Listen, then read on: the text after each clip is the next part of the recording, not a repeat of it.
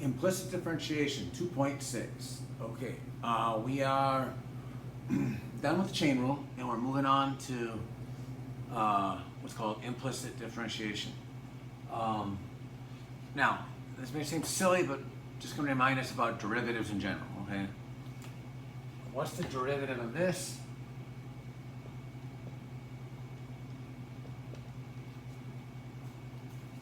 Six x plus 7. What's the derivative of this?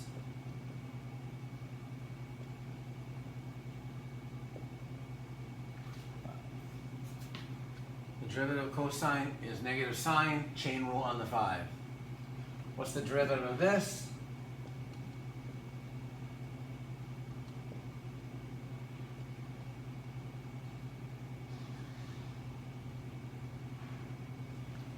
One over 6x squared times the derivative of 6x squared. So what's that simplify to? 2x.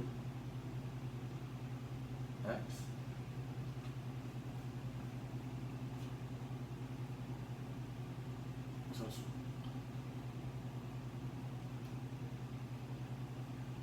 oh crap, sorry. I'm like, that can't be right. 2x.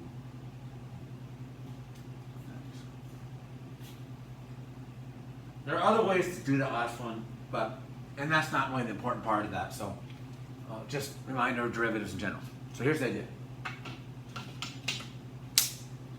Further reminder of what derivatives are. Oh, I dropped the green pen.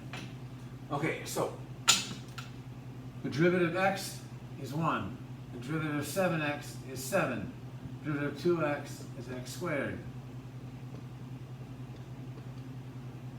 15x squared cosine 6x times 6, 1 over 4x cubed times 12x squared, which turns out to be 3 over x squared. No, over x, sorry. Over x. And the last one, e to the 9x squared times 18x. So just, no big deal, right? Derivatives. Now, implicit differentiation, or what we call implied derivative, a little bit different. Think about what this first one is. Once you get your mind around the first one, then the rest of them all flow. What is the derivative of y if we're taking it with respect to x? It's not 1. It's y prime. Now here's the thing. We've been doing this all year. We just never thought about it. Right? We did it, right? We've always called the derivative of y the derivative of y. Okay? Now, you can go back and think of it. What you want to think of it is the derivative of is 1, and then you have to multiply by the chain rule. What you're really doing is saying if the variable is x, then the y is like a g of x. So you have to remember to do the g prime when you finish, right? So we have to do a chain rule on the variable.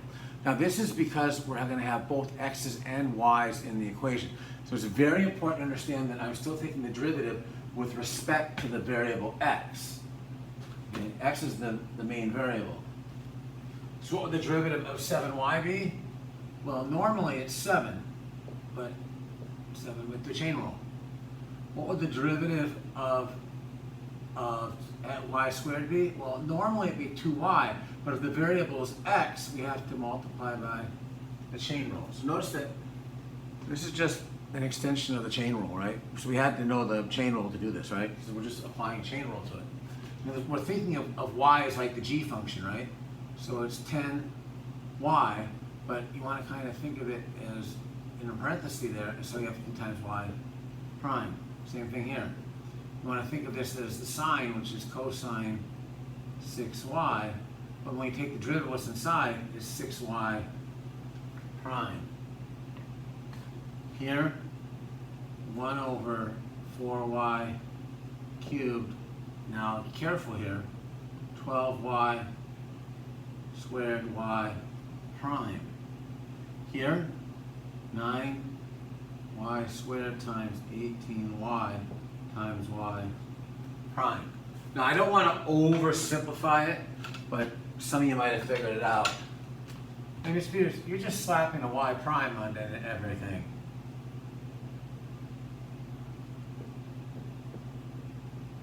Yeah, I'm applying the chain rule to it.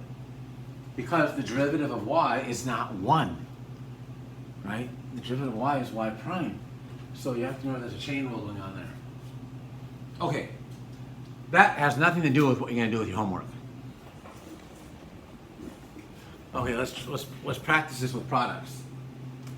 What if we have these products going on? What if we have products going on there? Derivative first times the derivative of the second plus the second times the derivative of the first. Second one. First times the derivative of the second plus the second times the derivative of the first. Third one.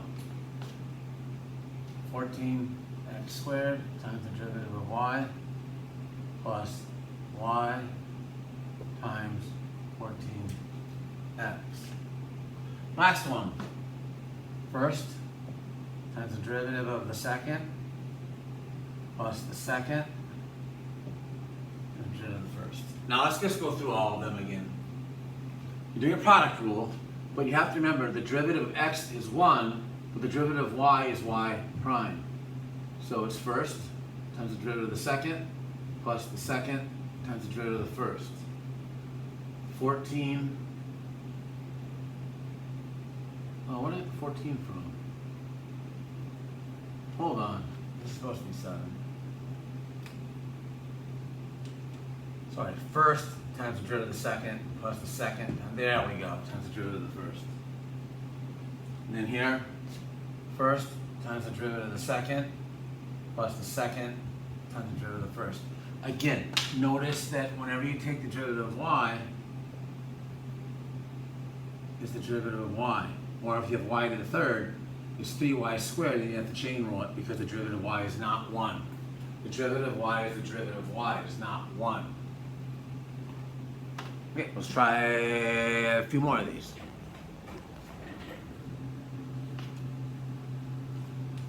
More products.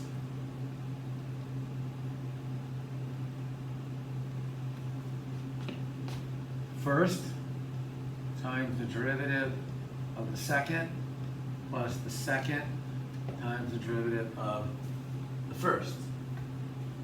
First, derivative of sine is cosine, but you chain rule the y. You don't put, the derivative of cosine of y is not cosine. So the derivative of sine of y is not cosine y is cosine y times y prime plus the second times the derivative of the first. Here we go. First, derivative of the second plus the second times the derivative of the first.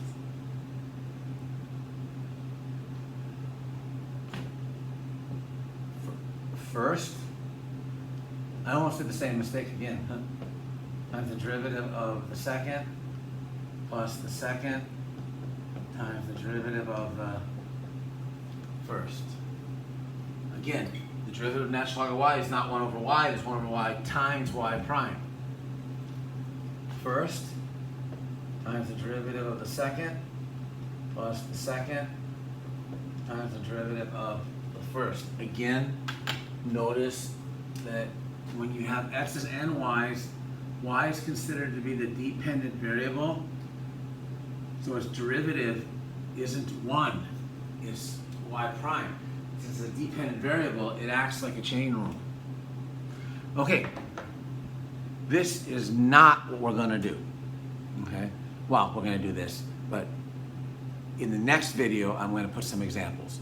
So this is the first one is on how the rule works, but none of your homework will look like this. But this is a good kind of like to get you going on the idea. Okay.